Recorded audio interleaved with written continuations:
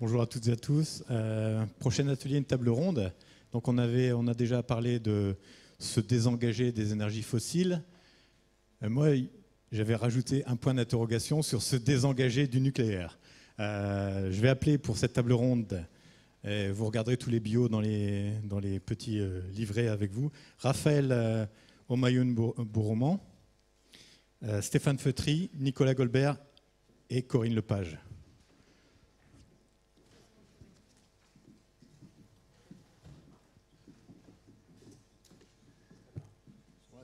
Installez-vous là, installez-vous, bien sûr. Merci à vous.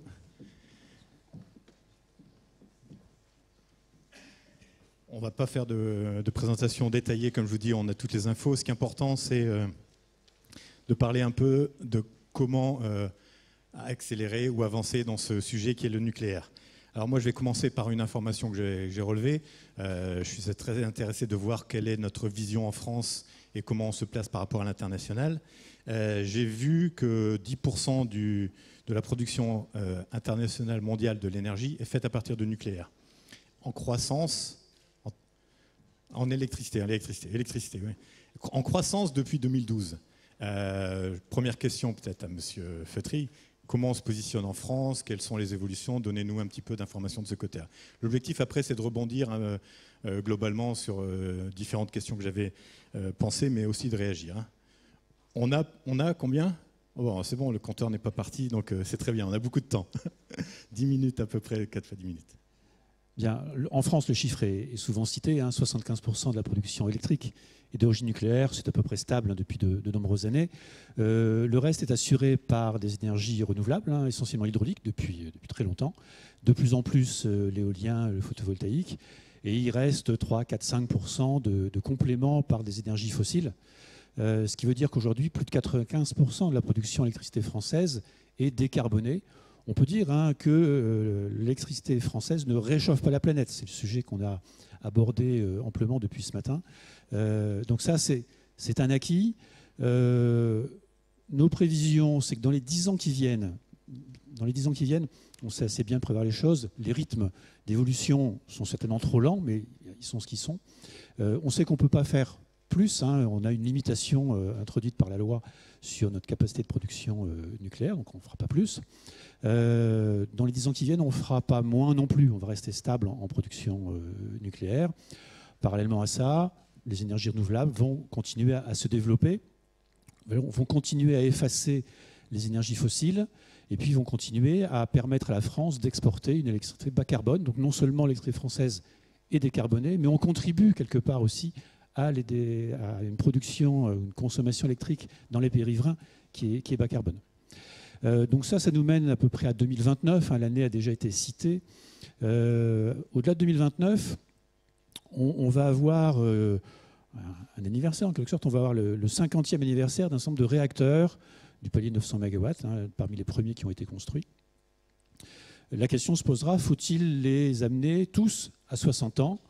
Il est probable qu'on décidera d'en arrêter un certain nombre à l'horizon 2029, début des années 2030. Ce qui nous permettra de respecter le cadrage qui est législatif, de 50% à un horizon qui maintenant est plutôt dans les années 2030. Pourquoi pas le faire avant, on pourrait dire. Avant 2030, si on veut faire moins de nucléaire, ça ne fera pas plus de NR. En compensation, il faudrait plus d'énergie fossile. Et donc plus de rejet de CO2, et donc plus de réchauffement de la planète. Je pense que ce n'est certainement pas un objectif à retenir. Au-delà de 2030, beaucoup de choses vont évoluer, les modes de consommation, les rythmes de consommation, smart grid, etc. Et là, on peut envisager des choses. Côté EDF, on va continuer, et d'autres acteurs vont le faire aussi, mais les chiffres annoncés par l'entreprise depuis un an dans notre plan solaire, 30 gigawatts de capacité solaire d'ici 2035. 10 gigawatts de capacité de stockage. Ça, c'est très nouveau. Le stockage, jusqu'à présent, il n'y en a quasiment pas. Ça reste encore développé, c'est encore un objet de recherche, mais on va massivement investir dans cette solution. Et voilà ce qui va permettre, à un horizon de temps au-delà de 2030, de baisser la part du nucléaire, de respecter donc l'engagement et le cadrage de 50% dans cet horizon de temps-là. il y a une deuxième raison, hein, c'est que quoi qu'on fasse, il va falloir remplacer les centrales nucléaires qu'on arrêtera tôt ou tard. Si on les arrête toutes à 60 ans, comme on les a toutes construites à peu près dans la même décennie, on va avoir un flux de renouvellement qui n'est pas soutenable. Économiquement, ce sera très compliqué. Donc on a intérêt à lisser ce flux-là, d'où l'arrêt de certains réacteurs à partir de 50 ans et le maintien de certains autres jusqu'à 60. Merci beaucoup. Il y a juste un slide qui était là, mais ce n'est pas très important. C'est que ça montrait l'évolution quand même de la croissance globale un petit peu du nucléaire, mais qui est toujours très petite. Moi, j'ai une autre réaction. C'est que vous dites, oui, ça prend du temps, il faut bien anticiper. Je suis complètement d'accord. J'étais au Japon le 9 mars 2011. Je rentrais du Japon le 9 mars 2011. Et quand je suis rentré, je dis, purée, enfin, ça m'a fait un petit peu, j'ai toujours encore la chair de poule parce que j'allais souvent au Japon. Je me dis, ils ont quand même réussi à faire une transition énergétique, enfin une transition forcée énergétique assez rapidement. Et donc, au-delà du fait que, oui, il n'y a pas de CO2, etc., est-ce que, Corinne Lepage, une question, quel est notre impact? Je comprends bien l'impact sur nos emplois, nos technologies et notre industrie. C'est important, il faut le prendre en compte. Mais est-ce qu'au-delà de ça, il n'y a pas un impact plus important sur notre population et notre civilisation? Alors, je suis en tout point en désaccord avec ce qui vient d'être dit. Je pourrais le reprendre point par point. Bon, on est là pour ça. Tout simplement, ce n'est pas vrai. Dans le monde, le nucléaire diminue de manière drastique. Nous sommes aujourd'hui à 10,5%, on était à 17% en 2003 ou quelque chose comme ça. Certains de nouveaux pays arrêtent le nucléaire, le Vietnam le mois dernier. En 10 ans, il y a 70 réacteurs qui étaient en cours de construction qui ont été arrêtés. En France, on n'est pas à 75%, on est à 68-70% parce que beaucoup de nos réacteurs sont à l'arrêt. Tout ce qui vient d'être dit repose sur la fiction que tous les réacteurs iront à 50 ans comme si c'était déjà acté, alors que ça dépend de l'autorité de sûreté nucléaire et donc de la sécurité de nos centrales, même si EDF a passé dans sa comptabilité par avance le fait que les réacteurs allaient jusqu'à 50 ans, pour l'instant, non. Et quant à la nécessité de refaire des EPR, dont je rappelle que le seul qui est en construction nous coûte déjà près de 11 milliards d'euros et ne marche toujours pas, je ne suis pas sûre que ce soit une très bonne idée. Donc voilà, je ne suis pas du tout d'accord avec tout ce qui vient d'être dit. J'ai essayé de le dire rapidement, mais voilà ce qu'il en est. Alors maintenant, vous dites, bien sûr, il faut tenir compte des emplois, de l'économie, etc. Je vous répondrai, bien sûr, et c'est parce qu'il faut en tenir compte qu'il faut sortir du nucléaire. Parce qu'aujourd'hui, la création d'emplois, elle est où ? La création d'emplois, elle est dans le renouvelable, elle est dans l'efficacité énergétique, elle est dans le stockage de l'énergie, effectivement. Tout cela est nouveau et c'est là que se crée l'activité économique et les emplois. J'ajouterais que nous devons d'autant plus en sortir que c'est l'énergie la plus chère du monde, en passe de devenir la plus chère du monde. Alors certes, la France ne paye pas, le Français ne paye pas l'énergie la plus chère du monde, mais pas non plus la meilleure marché. Les chiffres sont sortis assez récemment. Mais le nucléaire lui-même devient l'énergie la plus chère du monde, ce qui veut dire que si on repart dans le rêve d'EDF de réaliser tous les 5 ans 2 EPR, puisque c'est ce qui est sous-jacent et probablement une des causes du départ de Nicolas Hulot, cela veut dire que ça va nous coûter 60 milliards pour des installations qui vont durer 60 ans, parce que c'est à peu près la durée de vie, et que pendant ce temps-là, on continuera à ne pas développer les énergies renouvelables. Je terminerai là-dessus. Si on a un retard abyssal, parce que nous avons un retard abyssal, et que nous sommes aujourd'hui infichus de répondre aux objectifs communautaires, c'est-à-dire à nos obligations, 23% en 2020, tout le monde sait qu'on n'y sera pas. C'est parce que nous avons eu un blocage dans ce pays depuis 10 ans pour développer le renouvelable. Alors, on ne va pas continuer à passer à côté du train dans lequel monte le monde entier. Il faut absolument sortir, alors pas en 24 heures, évidemment, mais sortir progressivement du nucléaire. Les scénarios de l'ADEME montrent que c'est tout à fait possible d'aller vers des scénarios 100% renouvelables, et par voie de conséquence, c'est dans cette voie qu'il faut s'engager.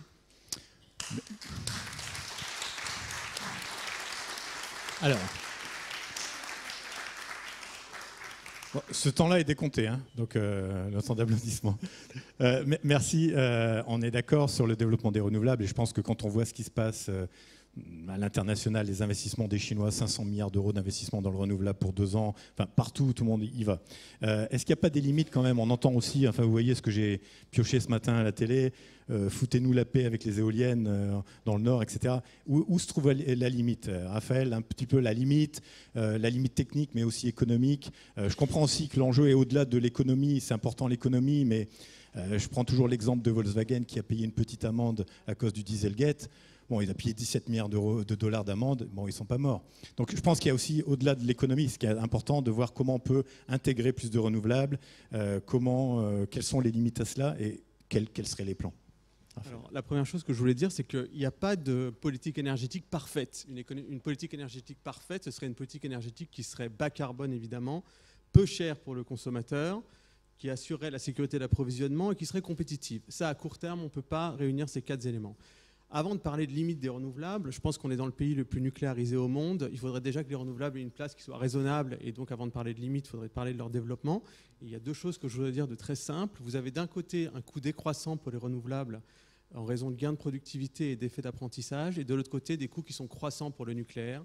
Il n'y a aucun consensus sur le coût complet du nucléaire. Tout le monde sait simplement que c'est un coût qui est croissant en raison de ce qu'on appelle les coûts futurs du nucléaire, qui n'étaient pas prévus.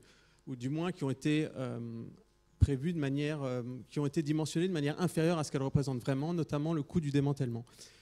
Sans parler du nucléaire de 3e génération qui, me semble-t-il, semble être une impasse à la fois industrielle et financière. Je veux dire, quand le responsable du nouveau nucléaire chez EDF avait dit à la télévision lors d'une interview que quand on lui demandait de citer un modèle de référence pour l'EPR, il citait Flamanville. Alors soit c'est du second degré, soit c'est très étonnant, parce que Flamanville, c'est effectivement 8 ans de retard et 8 milliards d'euros de surcoût. Quant à l'EPR anglais, je ne préfère pas en parler puisque je me demande si c'est un projet industriel ou un pari industriel. Les risques sont identifiés, ok, mais est-ce qu'ils sont maîtrisés? Et donc la question, c'est de savoir ce que fait l'État actionnaire qui a 85% d'EDF, parce qu'on ne peut pas mettre 60 milliards dans le nucléaire et développer les renouvelables et l'efficacité énergétique en même temps. Donc il y a des choix à faire. Les choix, ils doivent être politiques. Et ça fait des années qu'on en parle sans rien faire. Et c'est pour ça que la politique se décrédibilise. Et donc c'est la société civile et les entreprises qui prennent le relais, à la fois PME et grandes entreprises de l'énergie. Mais la question à se poser, c'est de savoir quel système énergétique on veut. Et au lieu de prévoir des lois sans feuille de route et sans calendrier, avoir une feuille de route qui soit claire et s'y tenir, puisque les décisions concernent les 30-40 prochaines années. Donc il faut arrêter de nous faire peur en disant on va perdre 200 000 emplois ou 220 000 emplois si on ferme 17 réacteurs d'ici une semaine. Ça va prendre des années et personne ne veut que des emplois soient perdus. Ok, merci. Peut-être une réaction là tout de suite avant de passer à d'autres points. Nicolas, c'est plutôt parler aussi de l'intégration des renouvelables et quel service ça peut apporter. Peut-être un éclaircissement à ce point de vue.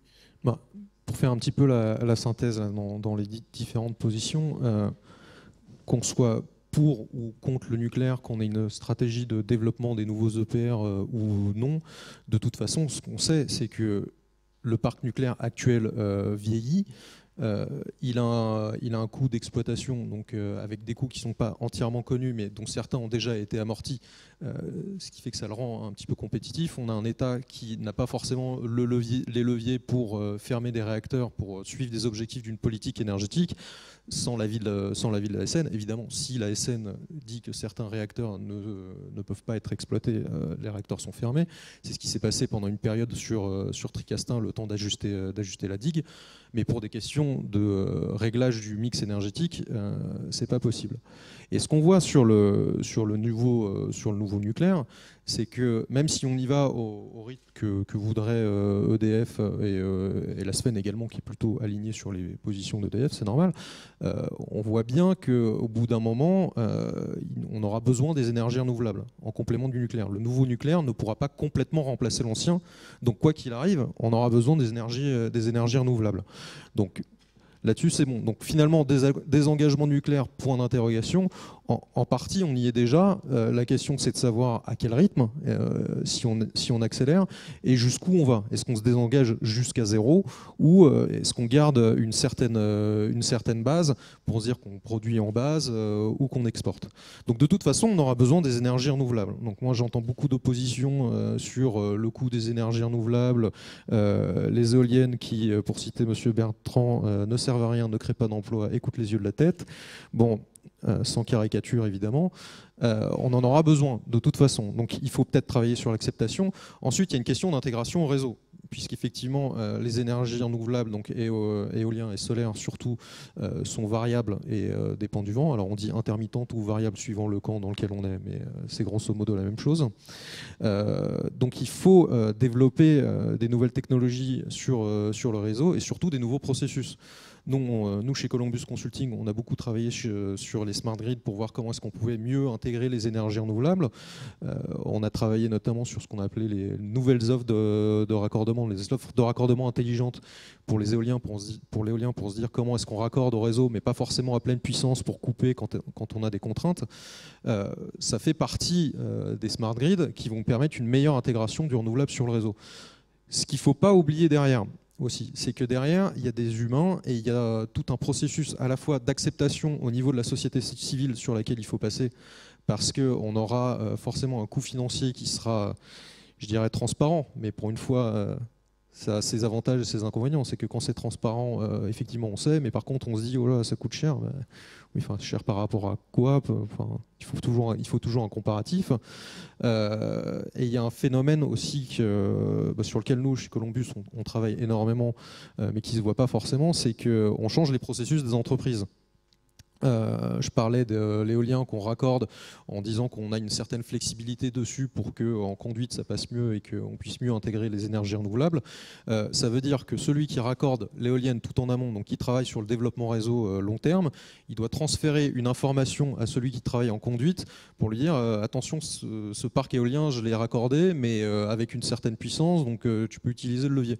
Sachant que c'est des métiers qui ne se parlent pas, enfin, on est diamétralement opposés donc, sur le développement réseau et sur la conduite. Donc c'est pour ça qu'on a les smart grids qui sont nécessaires. C'est des évolutions technologiques, c'est aussi des évolutions sociétales et de processus, et derrière, c'est l'humain. Donc c'est vraiment sur ça qu'il faut travailler. Donc si je voulais conclure rapidement, en fait, pour résumer tout ça, les énergies renouvelables, de toute façon, on en a besoin. Il faut arrêter de se dire qu'il faut stopper solaire et éolien parce qu'on va mettre du nucléaire. Enfin, non, ça, l'éolien solaire, on en aura besoin de toute façon parce que le nouveau nucléaire ne pourra pas prendre le pas sur l'ancien. Les smart grids nous aideront à mieux intégrer cette intermittence. Ça aura effectivement un coût, mais il faut toujours le comparer pour pouvoir décider. Et il ne faut pas négliger l'être humain derrière et tout ce qui est verrou socio-technique qu'il faut faire sauter. Ça, c'est des actions de conduite de changement qui se dessinent dans le temps. Ouais, merci. Peut-être un petit complément aussi de la part de M. Feutry d'EDF sur le développement des renouvelables qui ne sont pas en opposition au nucléaire. Et bien sûr, vous le prouvez, on a parlé de l'intégration de ces énergies, de changement de business model aussi, où finalement dans la production d'électricité, que ce soit renouvelable ou éolien, ça sera beaucoup du CAPEX au départ et très peu d'OPEX. Donc le coût de l'énergie en tant que tel finalement sera réduit et ça sera surtout quand on l'utilise et où on l'utilise, cette énergie. Est-ce que quelques mots là-dessus aussi, on a parlé de stockage, c'est un mot qui revient très régulièrement, comment stocker, comment amortir ces réseaux et la gestion de cette électricité intermittente ou variable. Oui, je crois que ce qu'il faut retenir, c'est que ces énergies sont complémentaires. Le nucléaire, les énergies renouvelables n'émettent pas de CO2, c'est crucial pour la planète. Le nucléaire n'est pas en opposition avec ces énergies renouvelables. Il est plutôt en opposition, en concurrence, en tout cas, y compris économiquement, avec les énergies fossiles qu'il a en France remplacées depuis longtemps et qui peut remplacer également, ou au moins partiellement, dans d'autres pays, et d'autres pays le font ou s'y lancent. Donc, encore une fois, enfin, le débat est arrivé sur plus d'ENR, mais très bien. Enfin, est-ce que j'ai dit quelque chose contre ça? J'ai rappelé les investissements prévus par EDF en matière de solaire. J'aurais pu citer aussi l'éolien offshore. Hein. Il y a des débats dans la région, mais le sujet n'est pas encore tranché. Il y a d'autres appels d'offres auxquels EDF a répondu et a obtenu des capacités d'exploitation. On espère que ça va pouvoir aboutir prochainement. Si ça n'est pas encore fait, ce n'est pas EDF qui freine, ce n'est pas le nucléaire qui freine, quoi que ce soit. Il y a plein de recours administratifs qui sont en cours. Nous, on souhaite aller plus loin là-dessus. Et quand je dis que le nucléaire et les ENR se complètent, c'est également physiquement dans l'exploitation au quotidien.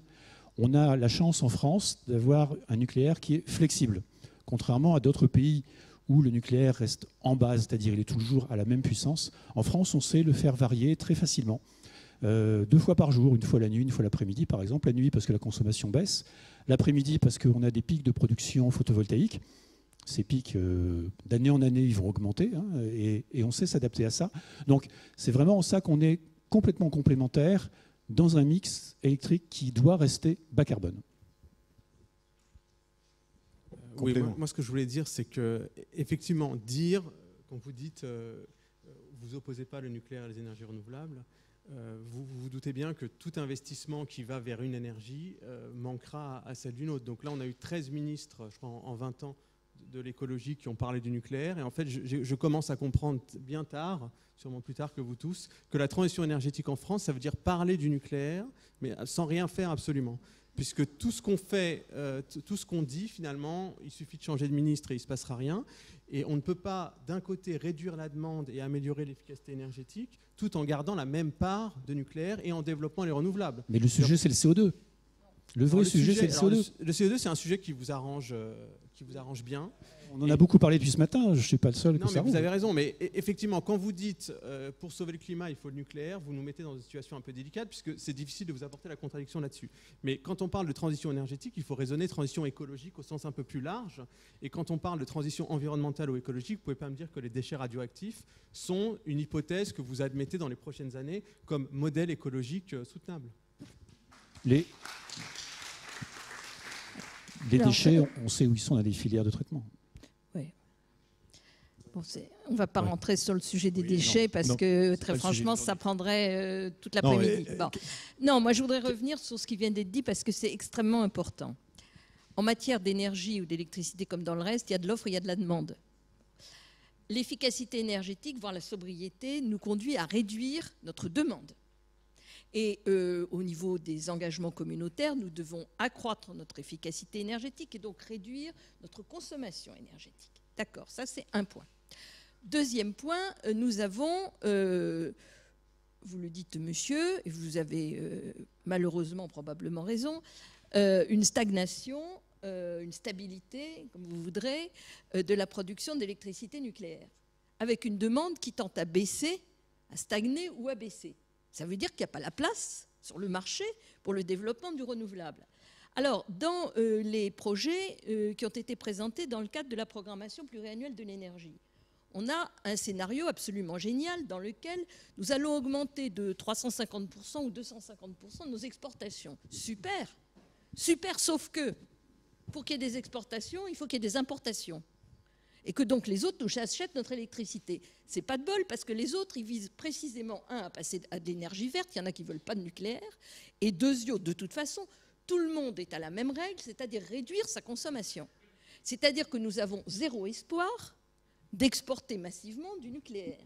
Donc, dans les scénarios, le scénario qui nous est proposé, on nous propose de continuer à faire croître notre consommation intérieure, alors qu'il faut la réduire, et extérieure, en exportant.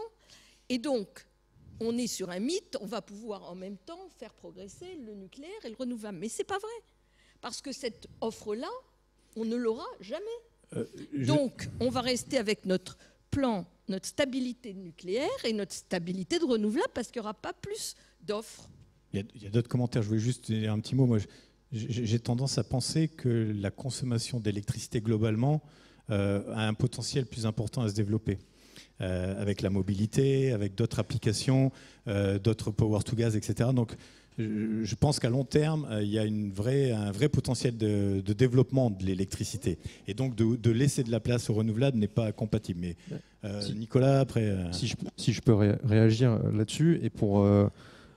je vais quand même donner un point à Madame Lepage, c'est que je pense qu'en Europe, on a raté quelque chose, c'est la coordination énergétique, parce que les réseaux sont interconnectés et qu'on fait des scénarios de mix électrique à l'échelle nationale, et quand on regarde, ils ont tous un point commun, c'est qu'ils exportent tous.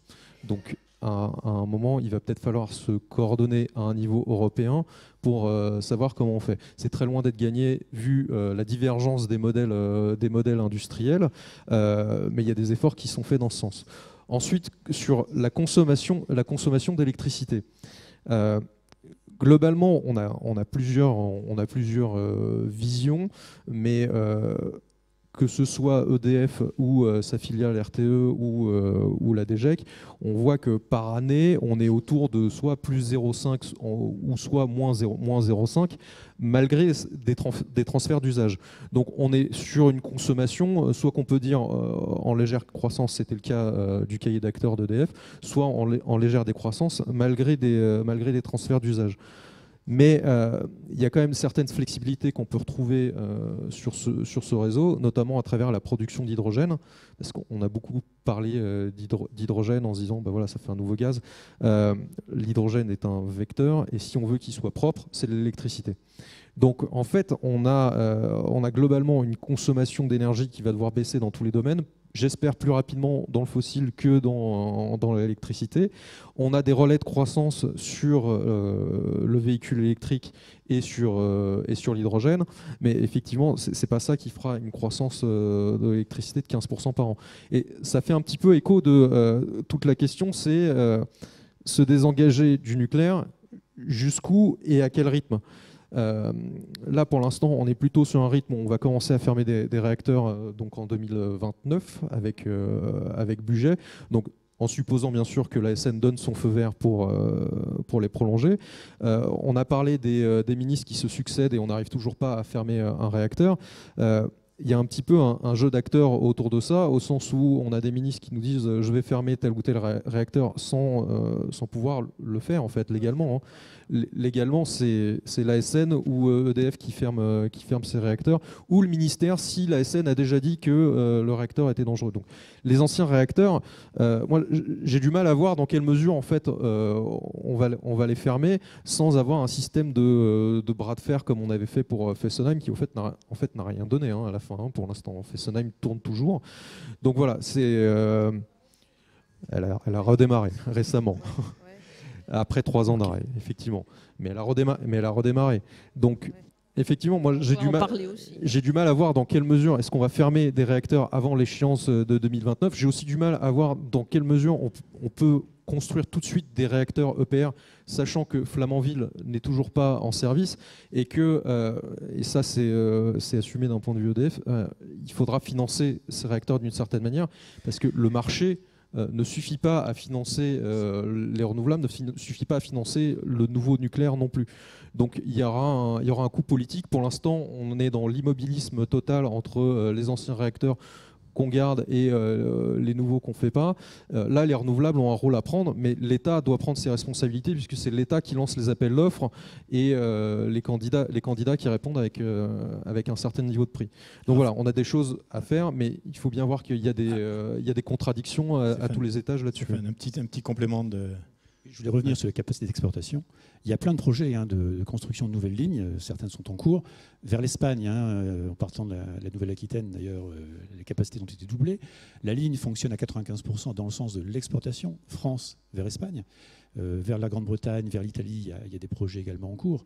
Donc ça, on n'a aucun doute sur le fait qu'on sera exporté. Ce serait cocasse qu'à l'horizon 2030 et quelques, 50% de l'électricité française soit nucléaire, 50% soit renouvelable, et que les pays riverains disent « Ah non, mais je ne prends pas l'électricité française parce qu'elle est en partie nucléaire, alors qu'elle serait aussi en partie renouvelable. » Sur le marché, pardonnez-moi, mais sur le marché européen, vous savez comme moi que les choses sont organisées de telle manière qu'on achète d'abord l'électricité verte. Non, on achète l'électricité la moins chère. Et la moins chère en coût variable, c'est d'abord l'électricité renouvelable, effectivement, puisque le vent, le soleil, c'est complètement gratuit. Ça, on est d'accord. Et ensuite, c'est le nucléaire, parce que le coût variable du nucléaire, c'est son coût de combustible. Il est très faible. Et puis, bien au-dessus, et surtout avec l'augmentation des prix des énergies fossiles là, ces dernières semaines, qui vont probablement se poursuivre, si on ajoute à ça de la taxation sur le CO2, ça ne fait qu'amplifier le phénomène. Loin après, vous avez les énergies fossiles. Les pays riverains, dans 10 et encore dans 20 ans, ils auront encore un mix énergétique qui sera renouvelable, de plus en plus. On est d'accord, et c'est très bien. Ils auront également fait des efforts en matière de consommation, et c'est très bien aussi. Ils auront toujours un complément en thermique.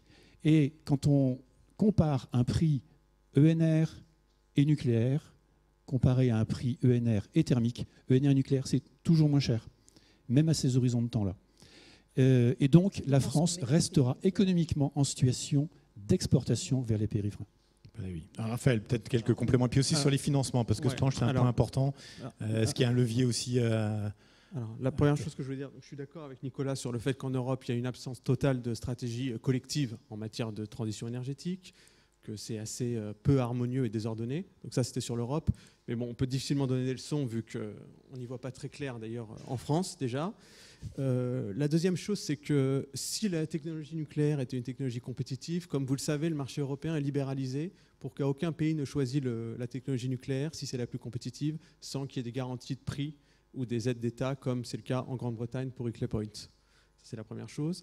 Deuxièmement, est-ce que quand on a un exemple comme l'EPR de Flamanville où ça ne marche pas, 8 milliards de surcoût en 8 ans, ce n'est pas 1 milliard en 2 ans, c'est 8 milliards en 8 ans. Est-ce qu'une technologie non éprouvée doit être exportée ? Ou est-ce que d'abord il faut maîtriser une technologie avant de l'exporter ?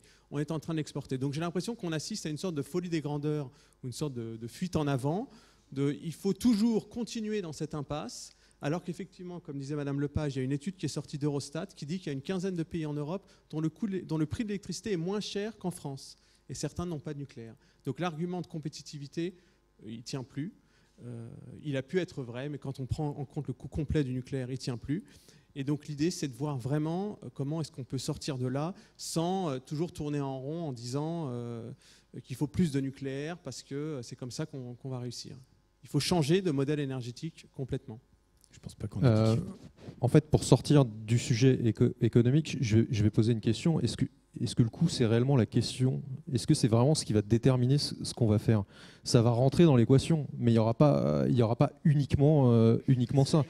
C'est le cas pour le nucléaire. Enfin, si le nucléaire était la technologie la moins chère du monde, est-ce que tout le monde ferait des réacteurs nucléaires ? Est-ce qu'on a envie que certains de nos voisins qui ne sont pas forcément des démocraties aient du nucléaire ? La réponse est non. Donc il n'y a pas que le coût qui rentre en jeu. Et c'est vrai aussi dans les deux sens. Demain, si on construit des EPR, il y aura de fortes chances qu'il y ait besoin de subventions, que facialement au kilowattheure, elles soient plus élevées que pour l'éolien. Le service n'est pas le même, mais si on regarde au kilowattheure, ce sera probablement le cas. Est-ce qu'on va prendre une décision uniquement sur ça ? Et je pense que la réponse est non. Et c'est pour ça qu'on a des mix énergétiques qui varient des pays à l'autre. C'est aussi pour ça que l'Allemagne conserve un charbon. C'est qu'il y a une question économique et sociale. Et quand on évoque des montants de renouvellement d'un parc industriel, d'infrastructure, il n'y a pas juste le coût facial qui compte, il y a aussi quel modèle est-ce qu'on veut créer, est-ce qu'on veut préserver un modèle industriel, est-ce qu'on veut être les champions d'un autre. Et du coup, la réponse, pour moi, est éminemment politique et pas uniquement économique. Et là où on pêche aujourd'hui, c'est qu'avec une vision à 5 ans, tout ce qu'on a fait jusque-là, c'est procrastiner, c'est peut-être mettre des objectifs de temps en temps dans les lois, mais sans se donner les moyens, en se disant que les suivants balayeront. Ça, c'est l'impasse. C'est l'impasse industrielle et climatique également, parce que tout ça est quand même le sujet du climat, puisque finalement, on va vouloir garder un parc de production sans CO2 aujourd'hui. On ne l'aura pas demain, donc il faut remplacer par des moyens de production sans CO2. Quel modèle est-ce qu'on veut avoir ? Il y a la question du coût. On entend beaucoup parler du prix de l'électricité. Le prix de l'électricité, ça dépend.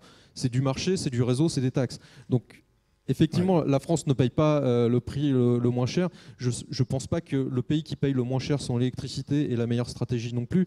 Tout ça, c'est une question de modèle économique et social et de choix politiques. Juste mon exemple, je suis italien, j'habite en France, je travaille en Allemagne, donc je vois un petit peu les trois discussions sur le prix de l'électricité. Peut-être quelque chose à rajouter, je suis complètement d'accord. C'est des choix stratégiques et politiques à long terme avec des visions qu'il faut mettre en place. Maintenant, peut-être Corinne Lepage pourra ajouter. Ce qui me frappe, c'est que c'est des sujets sur lesquels on a beaucoup de mal à mettre de la rationalité. On a vraiment le sentiment qu'en France, on est dans l'irrationalité sur ce sujet-là, absolu. Parce que, très franchement, si on était rationnel, on ne ferait pas ce qu'on fait. Si on était rationnel, on ne continuerait pas sur l'EPR à 11 milliards, qui n'a pas fini en disant qu'on va en mettre d'autres. Ce n'est pas rationnel.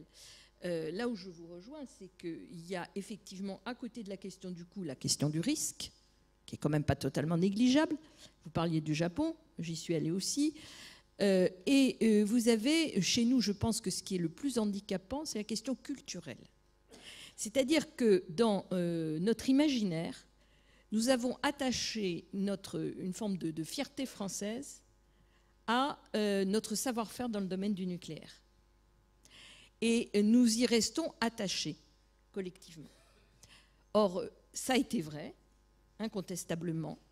On a été des grands champions du nucléaire, on ne l'est plus. Je suis désolée de le dire comme ça, on ne l'est plus. On a perdu notre savoir-faire, sinon on n'aurait pas tous les enquiquinements qu'on a.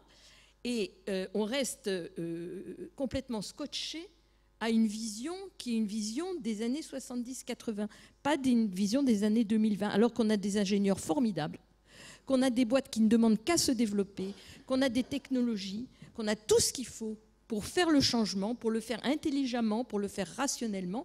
Même EDF a une filiale qui s'appelle EDF Énergie Nouvelle, qui fait des trucs formidables, mais pas en France.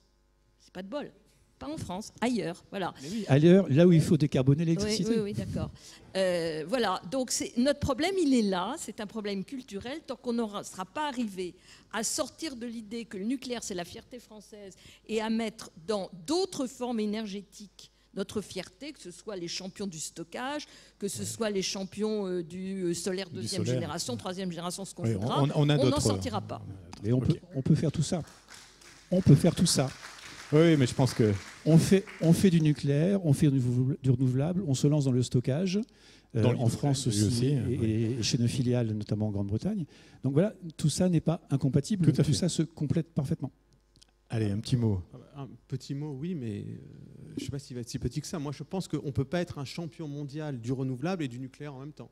Donc après, je vous laisse voir ce que vous en pensez. Mais on ne peut pas à la fois être une major des renouvelables dans le monde, alors qu'il n'y en a pas encore.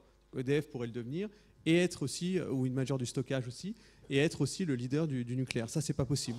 Donc c'est à l'État actionnaire de prendre ses responsabilités. Sinon, c'est les contribuables qui paieront, c'est-à-dire nous. Alors pour dire l'État actionnaire prend ses responsabilités, moi je pose une question. Qui pilote la construction de la nouvelle filière renouvelable française ? Parce qu'effectivement, dans l'imaginaire, on a, dans l'imaginaire et peut-être dans le réel aussi, la France championne du monde du nucléaire. Donc on dit de toute façon, demain, il faut du renouvelable dans le monde et a fortiori en France. On a une opportunité de créer une filière là-dessus.